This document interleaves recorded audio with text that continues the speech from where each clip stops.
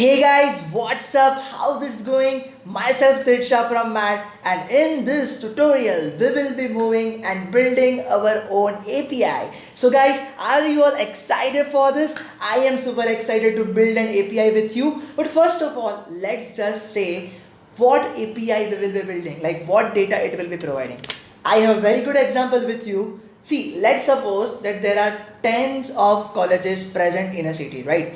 And what if government wants the data from all of these colleges? Now, one approach can be that every year the colleges will send a CSV or Excel file to the government.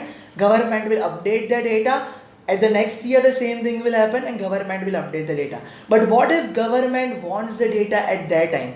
Like let's say after 2 days they want the data of some person, some people, then they cannot directly communicate with the college and tell the professor or HOD that hey, you provide this data of these students.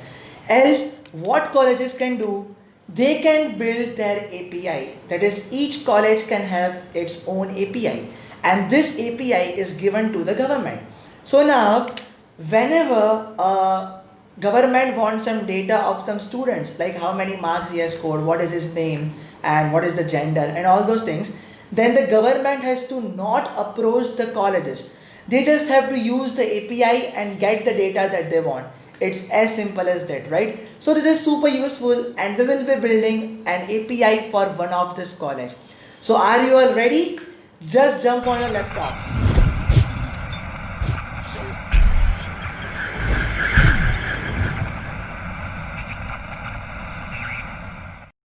Okay, so we will be building this type of API where the API user will send us his app ID, his app key, and the ID of the student that he or she wants. Okay, so now let's begin. Let's begin. Now I will be using the Flask over here. Okay, the Python's framework, the web development framework Flask. Now the main thing is, even if you don't know Flask, even if you are not familiar with what Flask is and how it works, don't worry. I have created the tutorial in this way that even if you don't know Flask, you will be able to understand all of the course and all of the steps that I am performing to build the API. Okay, so now I am holding your curiosity, you hold your time, and just watch what I am doing. I will be explaining absolutely everything, right? Okay, so first of all, let us just import some important things, Flask and request. Okay, so now I am importing the module Flask and request from this Flask package. Okay, don't just have doubt that why we are doing this. I will let you know. Okay, you just see what I am doing. The next thing that we are importing is we are importing the JSON module. Okay, that's great. Now let us just form a application of Flask. Let's just initialize it. Okay, so this is the way you initialize your Flask application. Okay, so right now name is a inbuilt feature, inbuilt variable that suggests the name of the file. Okay, that's great. Now I have created a mini database. Let me just copy. Okay, now this is the database of the class student, like ID1, and then in front of that the details of the student that is having the ID1. Similarly 2 and 3, right? This is the class database, and this is the database where we have saved the app key and the app ID. Okay, so we will use this database for authentication purpose, and this database for sending the data. That's great. Now let's just build the API. I will be telling you what I'm doing. Just wait.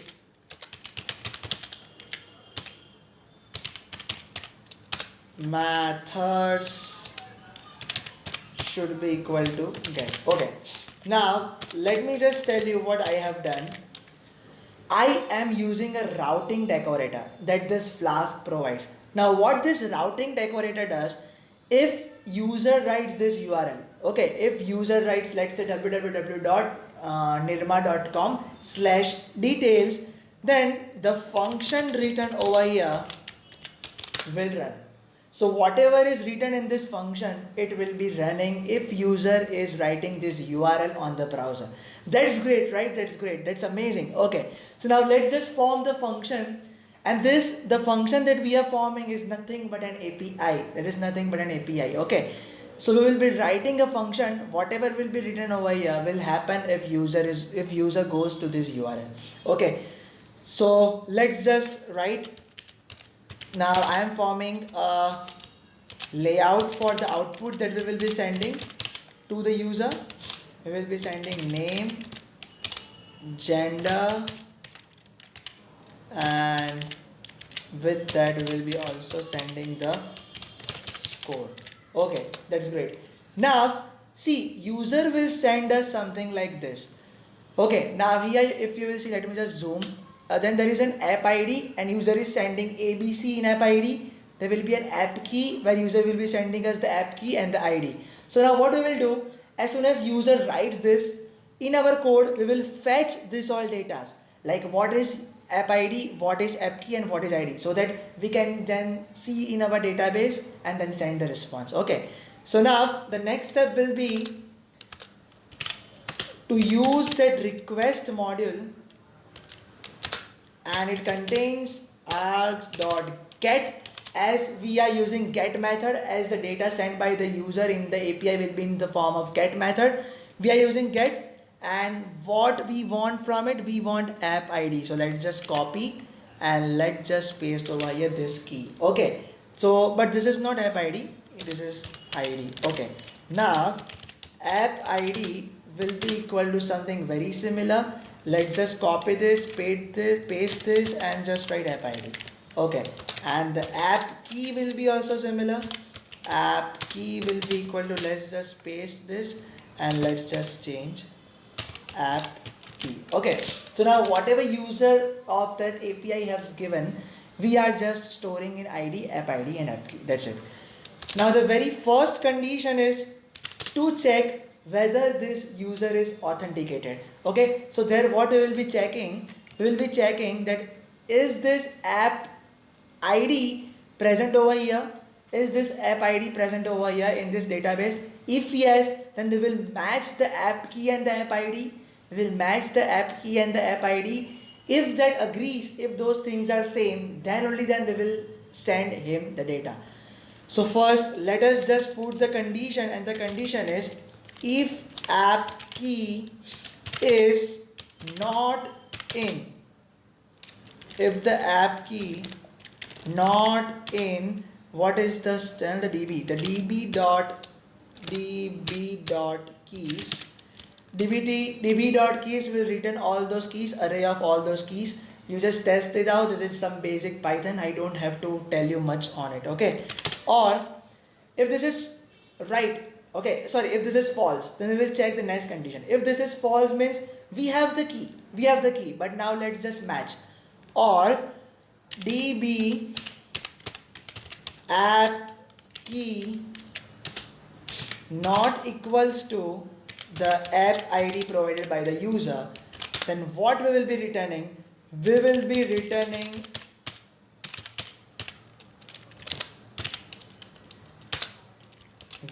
returning something this, that is authentication is error. Okay, so basically what this json.dumps does, see, this is the dictionary, right? We are converting it into the JSON file in the JSON format. So basically we are converting the Python dictionary into a JSON format, and then we are returning on the user's browser. Okay, so if user is not authenticated, then we will return this in the JSON. We will look at the example, don't worry, you just go through what I am telling. And if this is not the case, then what we will be checking, that the ID, the student's ID that user is asking is present in the database. If it is present in the database, then we will return this data, and if it is not present, then we will return this output with none inside. Okay, so elif, what we will be checking, elif ID not in class db dot key, class db dot keys, then what we have to return, we have to just return json.dumps converting this output into the JSON format, converting this output into the JSON format and then returning it.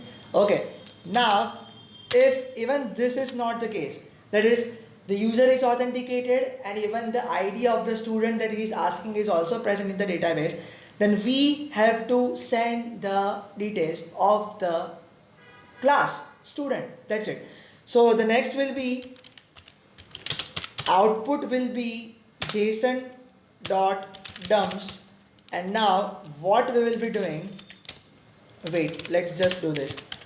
Class DB, inside that we will be moving into the ID. So basically we are moving into this ID, and inside that ID we want this personal, what is in front of this personal. So we want this. So inside ID let's just have personal. Okay, that's it. And then we will convert this dictionary into the JSON.dumps JSON format using JSON.dumps and output. So that's it. The API is ready. We have authenticated. If it is authenticated, then we check that the ID of the student the user is asking, is it present in the database, the class database. If yes, then we will return the details, these details that are in front of the personal of that ID. And if it's not there, if the ID is not present, then we will return with none. Right? Okay, so the last step that is remaining is to run this application, this Flask application. So now what we will be doing, if name equals to main. If you don't understand this, then just do the Google search. I cannot explain you more this. Then app.run, and let's just write over here debug is equals to true. So it's nothing but used for debugging purpose, not to worry. Okay, so that's great. Let's just save this file. I hope you understood everything. Let us just save this file and let us just run python app.py.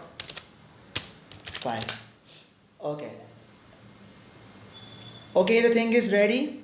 Let us just copy this. Control C will close it, right? So again I have to run. Okay, now it is the same API. Where is that API? Wait. Okay, let's just use this only.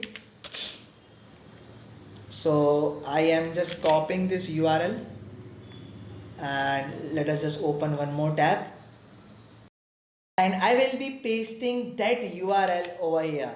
Okay, and let's hit enter. Okay, there is some error. Just wait. There is some error, key error. What is it? F key and not DB app key. Okay. We made a mistake over here. Just wait. Okay, where is the DB app key? Okay, here is the DB app key. This should be something like this because this is the variable, right? This is the variable. Okay.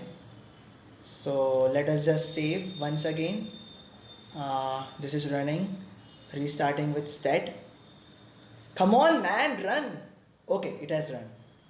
Okay, and now let's just reload this. Hey, see, I asked for ID 3 and this app key is 111, app ID is ABC, and it is returning what the details of the student that is present that has the ID 3. Now what if I here write ID 2 and hit enter? Then we have the Tina with ID 2, so it is returning us this data. So now if we just change the key and make some normal not proficient key, then see it will give us an error. Is it giving you the authentication error? Super, we have built our own API. So now let me just again rewrite those keys, hit enter. Okay, so using like this you can build your API, you can provide to the third party and he can use that API to get your data, and that's how he can work with your API. So now I hope that this is clear with you. You know what is API, how it works, some real examples of API, and right now we have built our own API. I hope this is super useful to you. If you have found this useful, then you make sure to subscribe the button, to subscribe our YouTube channel, and also like this video if you genuinely find this useful. Okay, if you have not find this useful, then don't worry, don't just like, don't just subscribe. But if you have then you make sure to subscribe and like, because that will help us, that will motivate us to make such cool tutorials for you all guys. That's it for today. Stay mad and stay creative, and see you super soon, maybe in the next video with more advanced APIs. That's it for today. Tata, bye bye, see you. Thank you so much.